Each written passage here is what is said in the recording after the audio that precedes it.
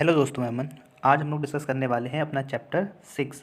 5 chapter हम discuss कर चुके हैं। अगर आपने वो नहीं देखे हैं तो पहले आप वो देखें। आज बारी है चैप्टर 6 की। इस चैप्टर में हम डिस्कस करने वाले हैं अपने श्वसन तंत्र को। श्वसन तंत्र में रेलवे से जो क्वेश्चन आए हुए हैं उनको हम डिस्कस करने वाले हैं। ठीक है, चलिए स्टार्ट करते हैं क्वेश्चन से ही। तो हमारा पहला क्वेश्चन है आज का, जीवाणुओं में श्वसन स्थल है। तो जो बैक्टीरिया होते हैं उसमें श्वसन स्थल कहाँ पे होता है? तो इसका सही आंसर है हमारा ऑप्शन सी, मीसोसोम। इसको हिंदी में हम मध्यकाय भी कहते हैं। ठीक है, अगला क्वेश्चन देखते हैं। अगला क्वेश्चन है, मनुष्यों में पाया जाने वाला श्वसन पिगमेंट है। तो आप लोगों ने पढ़ा होगा कि जो हीमोग्लोबिन होता है, ब्लड के अंदर जो हीमोग्लोबिन पाया जाता है वही ऑक्सीजन को एक स्थान से दूसरे स्थान तक हमारे शरीर में लेके जाता है। तो वही क्या होगा? वही हमारा पिगमेंट होगा, श्वसन पिगमेंट होगा। तो इसका सही आंसर क्या होगा? ऑप्शन डी, यानी कि हीमोग्लोबिन। ठीक है, अगला क्वेश्चन देखते हैं। अगला क्वेश्चन है, ऊर्जा उत्पादन के दौरान ग्लूकोज का पायरुवेट में विघटन कहाँ होता है? मतलब जो ग्लूकोज होता है वो पायरुवेट एक एसिड होता है, उसमें चेंज हो जाता है। तो ऐसा कहाँ पे होता है? होता क्या है इसमें, ग्लूकोज का जो एक मॉलिक्यूल होता है वो पायरुविक एसिड के में कन्वर्ट होता है, 2 मॉलिक्यूल में कन्वर्ट हो जाता है। या फिर आप ऐसा समझ सकते हैं कि ग्लूकोज का एक मॉलिक्यूल जो होता है वो पायरुवेट एसिड के 2 मॉलिक्यूल बनाता है। और इस प्रोसेस को, इस घटना को हम क्या बोलते हैं? ग्लाइकोलिसिस बोलते हैं इसको। ठीक है, और ये पूरी की पूरी प्रक्रिया होती कहाँ पे है, ये आपसे पूछा गया है। तो इसका सही आंसर है हमारा ऑप्शन सी, यानी कि कोशिका द्रव, साइटोप्लाज्म बोलते हैं इसको। ठीक है, अगर आपने सेल पढ़ा होगा तो सेल के अंदर आप जानते होंगे। अगला क्वेश्चन देखते हैं। अगला क्वेश्चन है, वायु की वह अधिकतम मात्रा जो अधिकतम अंतः श्वसन प्रभाव के दौरान निष्कासित की जा सकती है, डैश कहलाती है। ठीक है, तो जब आप अंतः श्वसन करते हैं, ठीक है, जब आप सांस को लेते हैं या फिर सांस को आप जब छोड़ते हैं तो उसमें कितनी मात्रा उसकी हो सकती है, अधिकतम मात्रा? तो इसका सही आंसर है ऑप्शन हमारा डी, फेफड़ों का आयतन। जितना आपके फेफड़ों का आयतन होगा उतनी ही आप सांस को अंदर ग्रहण कर सकते हैं। ठीक है, अगला क्वेश्चन देखते हैं।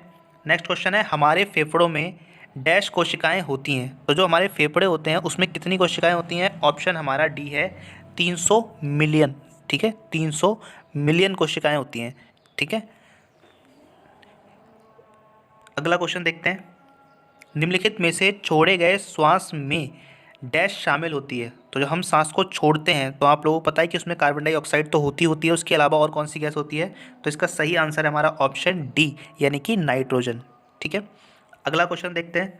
अगला क्वेश्चन है, नाड़ी की धड़कन यानी कि जो पल्स बीट होती है वो किससे नापी जाती है? ठीक है, तो आप लोगों ने पढ़ा होगा सिरा और धमनी के बारे में, आर्टरी और वेंस के बारे में। तो इसका सही आंसर है हमारा धमनी, यानी कि आर्टरीज। तो जो हम आप देखते हैं जो हमारे बाहर नसें दिखाई देती हैं वो सब क्या होती है? हमारी आर्टरीज होती हैं, धमनी होती हैं। ठीक है, जिनमें अशुद्ध रक्त बहता है। नेक्स्ट क्वेश्चन देखते हैं। अगला क्वेश्चन है, श्लेष्मा झिल्ली की सूजन को क्या कहा जाता है? श्लेष्मा झिल्ली यानी कि जो हमारी श्वास नली होती है, जिससे हम सांस लेते हैं, उसमें एक झिल्ली होती है, मेम्ब्रेन होती है। तो उसको हम क्या कहते हैं? इसका सही आंसर है हमारा option A. Option A is right answer. Okay, अगला क्वेश्चन देखते हैं। अगला क्वेश्चन है, एक चीज़ और, ये जो बाकी के जो 3 ऑप्शन बचते हैं ये आप लोग खुद से देखा करो कि ये क्या चीज़ें हैं। ठीक है, अगर मैं सबको बताऊंगा तो वीडियो काफ़ी लंबा हो जाएगा। और ये भी ऑप्शंस भी हमारे सब काम के हैं। जैसे कि अगर हम बात करें इस ऑप्शन बी की, तो हेपेटाइटिस क्या होता है? ये एक बीमारी होती है, लीवर की बीमारी होती है, संक्रामक एक रोग होता है। ऑप्शन जो हमारा सी है, आइराइटिस, ये क्या होता है? आँखों में सूजन आ जाना। ठीक है, ऑप्शन जो डी है वह है गैस्ट्राइटिस, इसका मतलब क्या होता है? पेट में सूजन आ जाना। ठीक है, तो आप ऑप्शंस को भी गूगल पे सर्च किया करो और उसको देखा करो।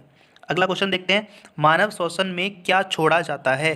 तो जब हम सांस को बाहर छोड़ते हैं तो क्या चीज़ छोड़ते हैं? सही आंसर है हमारा ऑप्शन डी, कार्बन डाइऑक्साइड।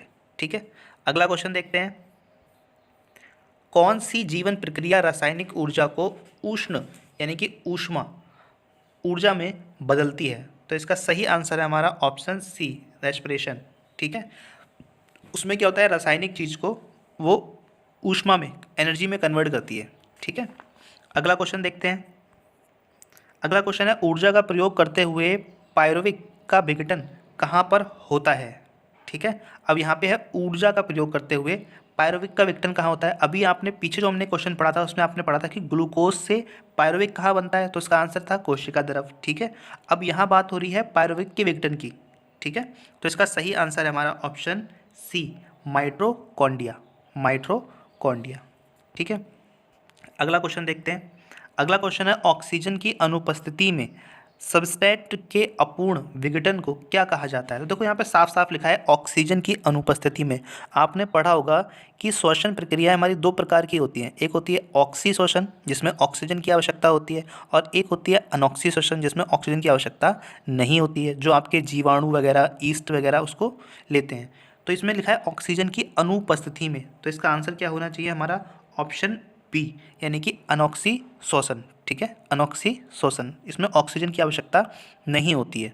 ठीक, अगला क्वेश्चन देखते हैं। अगला क्वेश्चन है हमारा ऊर्जा उत्पादन के दौरान जब हमारी मांसपेशियों की कोशिकाओं में ऑक्सीजन की कमी होती है तो 6 कार्बन के जो मॉलिक्यूल होते हैं वो कितने कार्बन के मॉलिक्यूल में चेंज हो जाते हैं। तो इसका सही आंसर है हमारा ऑप्शन 3, 6 से वो 3 हो जाते हैं, हाफ यानी कि आधे हो जाते हैं। अगला क्वेश्चन देखते हैं, निःश्वसन द्वारा होता है। तो इसका सही आंसर है हमारा ऑप्शन बी, फेफड़ों की अविस्फूर्ति। ठीक है, थोड़ा समझते हैं इसको कि स्फूर्ति और अविस्फूर्ति का मतलब क्या होता है। स्फूर्ति का मतलब होता है सांस को ग्रहण करना, और अविस्फूर्ति का मतलब होता है सांस को छोड़ देना। तो जब निःश्वसन करते हैं, सांस को हम बाहर छोड़ते हैं, तो फेफड़े क्या होंगे, फेफड़े सिकुड़ते हैं, अविस्फूर्ति। ठीक है, अगर आपसे यहाँ पे पूछता कि अंतःश्वासन में क्या होता है, तो आपका आंसर होता है ऑप्शन ए, फेफड़ों की स्फूर्ति। ठीक है, नेक्स्ट क्वेश्चन देखते हैं, सांस लेने की प्रक्रिया में शामिल होती है। ठीक है, तो इसका सही आंसर है हमारा ऑप्शन ए, शुद्ध हिंदी लिखी हुई है ये, प्रश्वसन और निश्वासन। ठीक है, तो इसमें क्या होता है, अगर आप देखें तो ये वही है, सांस लेने की दो प्रक्रियाएं होती हैं हमारी, एक अंतःश्वासन और एक होता है हमारा निश्वासन। तो उसी को इन्होंने थोड़ा और शुद्ध हिंदी में लिख दिया है। ठीक है, अगला क्वेश्चन देखते हैं। अगला है मानव शरीर में श्वसन वर्णक होता है। तो ये पीछे अभी रिपीट हो गया क्वेश्चन, पिगमेंट वाला। तो वर्णक को इंग्लिश में बोलते हैं पिगमेंट। तो इसका सही आंसर क्या होगा, option B, haemoglobin. Option B यानी कि हीमोग्लोबिन। अगला क्वेश्चन देखते हैं, हमारे शरीर में ऊर्जा प्रदान करने के लिए निम्नलिखित में से कौन सा ऑक्सीजन से जुड़ता है। ठीक है, तो कौन ऑक्सीजन से जुड़ता है तब हमें एनर्जी मिलती है। तो इसका सही आंसर है हमारा ऑप्शन डी, यानी कि ग्लूकोज। ठीक है, आप लोगों ने रिएक्शन पढ़ी होगी, ग्लूकोज की रिएक्शन होती है किससे, ऑक्सीजन से, तब हमें एनर्जी प्राप्त होती है। ठीक है, अगला क्वेश्चन है, डैश की अनुपस्थिति में अवायवीय श्वसन होता है। ठीक है, अवायवीय का मतलब क्या होता है कि जिसमें अवायवीय मतलब अनॉक्सी श्वसन होता है। तो इसका सही आंसर क्या आएगा, सही आंसर आएगा हमारा ऑक्सीजन। सही आंसर आएगा हमारा ऑप्शन ए, यानी कि ऑक्सीजन। ठीक है, अगर आपने यहाँ तक वीडियो को देख लिया है तो बहुत बहुत आप लोगों का धन्यवाद। ये चैप्टर बहुत छोटा सा था, छोटा सा वीडियो है। अगर आपने यहाँ तक देख लिया है तो आप चैनल को सब्सक्राइब कर लें और बेल आइकन को प्रेस कर लें, जिससे कि सारे के सारे जो वीडियो जैसे ही मैं अपलोड करूँगा आपको नोटिफिकेशन पहुँच जाएगा। ठीक है, मिलते हैं नेक्स्ट चैप्टर के साथ। बाय बाय, जय हिंद, जय भारत।